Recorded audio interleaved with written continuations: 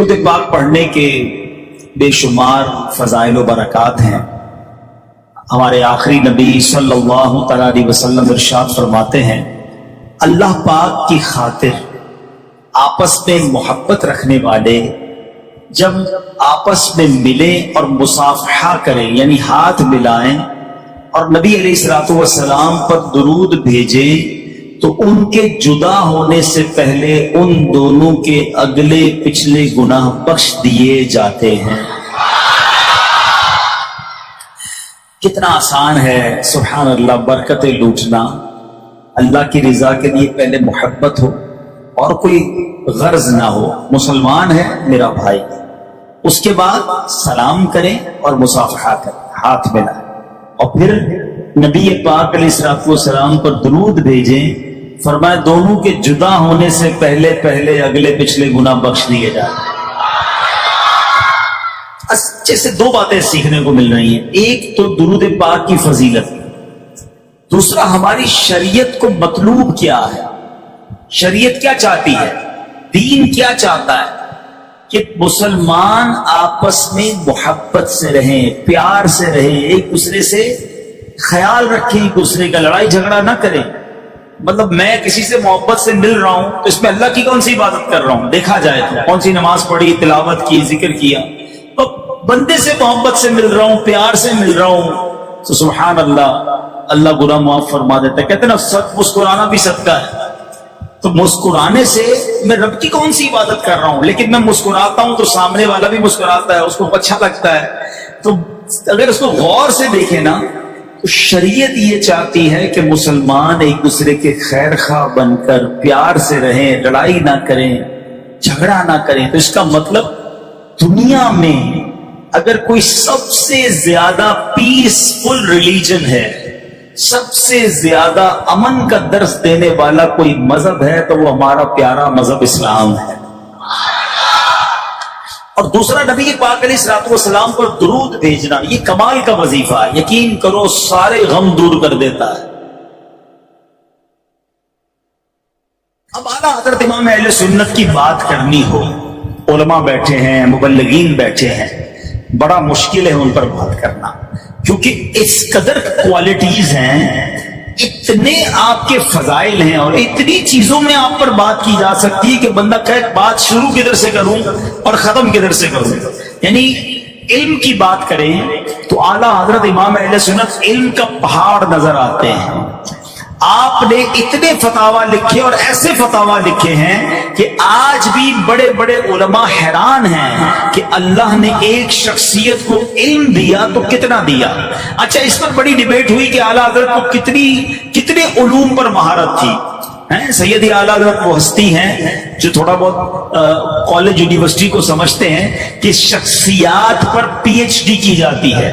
اعلیٰ حضرت وہ ہیں کہ آپ کے کئی علوم پر لوگ پی ایچ ڈی کر رہے ہیں، آپ کے ترجمہ قرآن پر پی ایچ ڈی ہو رہی ہے، آپ کی شاعری پر پی ایچ ڈی ہو رہی ہے، آپ کی فقاہت پر، آپ کی ذہانت پر، آپ کے فتاووں پر، ایک سبجیکٹ پر لوگ پی ایچ ڈی کر رہے ہیں، تو خود اعلیٰ حضرت کے علم کا عالم کیا ہوگا۔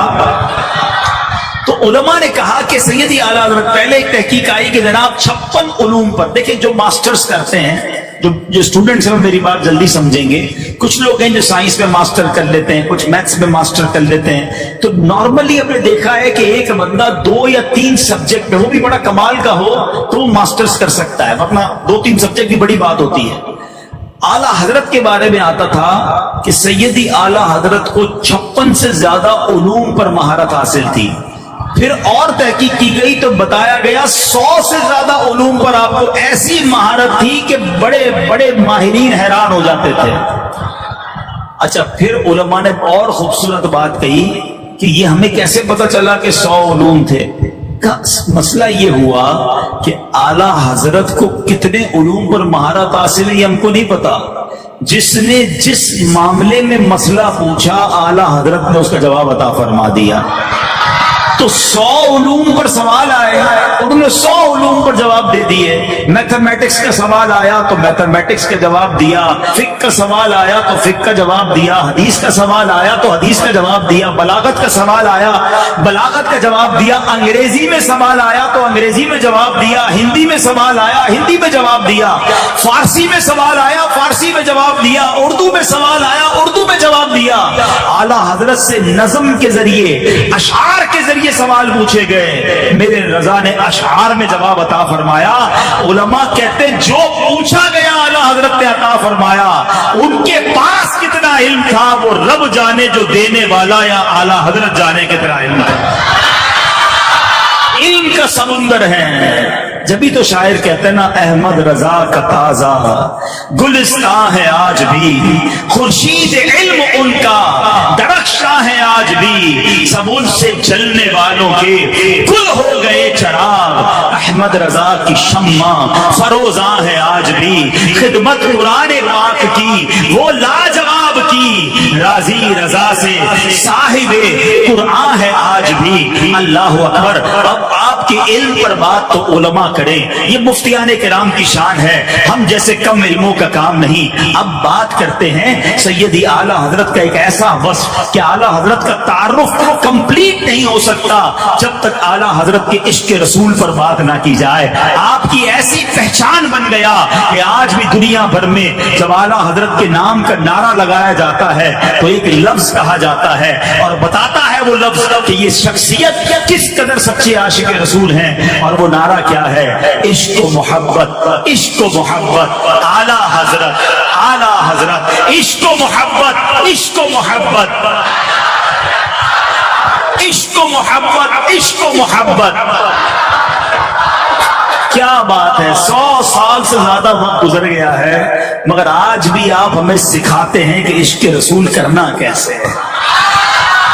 انسٹیٹیوٹ ہیں، اگر کسی کو سمجھنا ہے نا کہ میں نبی پاک سے سچا پیار کیسے کر سکتا ہوں، پیارے آقا علیہ الصلوۃ والسلام سے سچی محبت کیسے کر سکتا ہوں، تو بریلی کے تاجدار سے سیکھے کہ نبی پاک کا عشق کیسے ہوتا ہے، محبت کیسے ہوتی ہے، فنا فی رسول اللہ کیسے ہوتا ہے۔ اللہ اکبر۔ ایک شعر میں اعلیٰ حضرت بڑی پیاری بات کہتے ہیں، آپ کہتے ہیں جان ہے عشق مصطفیٰ روز فضو کرے خدا، کہتے ہیں یہ عشق مصطفیٰ تو میری جان ہے، اے اللہ اس کو اور بڑھا دے، یہ بڑھتا رہے کبھی کم نہ ہو۔ مگر اگلے شعر میں بڑی نرالی بات کرتے ہیں، کہتے ہیں جس کو ہو درد کا مزہ نازے دوا اٹھائے کیوں۔ ارے جناب درد میں کب سے مزہ آنا شروع ہو گیا؟ درد آتا ہے تو بندہ ڈاکٹر کے پاس بھاگتا ہے، دوائی ڈھونڈتا ہے کہ جناب دوائی دو، درد ہو رہا ہے۔ مگر یہ کیسی بات کر رہے ہیں کہ درد کا مزہ۔ اللہ اکبر۔ بریلی کے تاجدار سکھا رہے ہیں کہ دیکھو جب نبی پاک سے عشق ہوگا نا تو درد تو ضرور ہوگا، کیونکہ آقا کی یاد تڑپائے گی، مدینے کی یاد تڑپائے گی، آنکھیں آنسو بہائیں گی۔ پیارے آقا کے دل میں جب یاد ہوگی تو ایک کیفیت سی بنے گی، ایک دل میں درد اٹھے گا کہ میں کب آقا کے قدموں میں جاؤں گا۔ لیکن یہ درد کا مزہ بہت ہے، دیکھو دوا نہیں چاہیے، یہ درد بڑھتا رہے گا تو پھر لطف بڑھ جائے گا۔ اعلیٰ حضرت کے برادری ہے نا مولانا حسن رضا خان صاحب، اسی طرح کی ایک اور بات لکھتے ہیں، آپ فرماتے ہیں میرے دل کو درد الفت وہ سکون دے الہی۔ درد الفت بھی کہہ رہے اور سکون بھی کہہ رہے ہیں۔ درد تو سکون کی اپوزٹ چیز ہے، جس کو درد ہو اس کو سکون نہیں ہوتا، جس کو سکون ہو اس کو درد نہیں ہوتا۔ مگر شہنشاہ سخن کہتے ہیں میرے دل کو درد الفت وہ سکون دے الہی، میری بے قراریوں کو نہ کبھی قرار آئے۔ اے اللہ بے قرار ہی رہوں، مجھے نہیں چاہیے وہ قرار، بس میں چاہتا ہوں کہ رات ہو اور محبوب کی یاد تڑپانے لگے، میں بے قرار ہو جایا کروں، میرے سامنے کوئی مدینے کا ذکر کرے تو میری آنکھوں سے آنسو بہے، میرے نبی پاک کا کوئی نام لے تو میں بے قرار ہو جاؤں کہ کب پیارے آقا کا دیدار نصیب ہوگا۔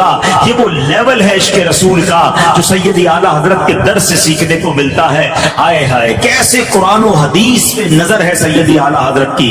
آپ کی شاعری جو ہے نا سبحان اللہ، ایسا لگتا ہے کہ قرآن و حدیث کا ایک ایسا عطر ہے جو بریلی کے تاجدار نے ہمیں عطا فرمایا. آپ کا ایک شعر ہے, مومن ہوں مومنوں پہ رؤوف و رحیم ہو, سائل ہوں سائلوں کو خوشی لا نہر کی ہے. اب یہ شعر کیا ہے ذرا سنیے گا. اب اس شعر میں آپ عرض کر رہے ہیں نبی پاک سے کہ یا رسول اللہ میں بھی مومن ہوں, اور آپ مومنوں پر تو رؤوف و رحیم ہیں. حضور میں سائل ہوں, میں مانگنے والا ہوں, اور سائلوں کو تو خوشی لا نہر کی ہے. اب یہ لا نہر کیا ہے؟ جو پہلی بار پڑھتے ہیں ان کو سمجھ نہیں آتا. اب آؤ قرآن پاک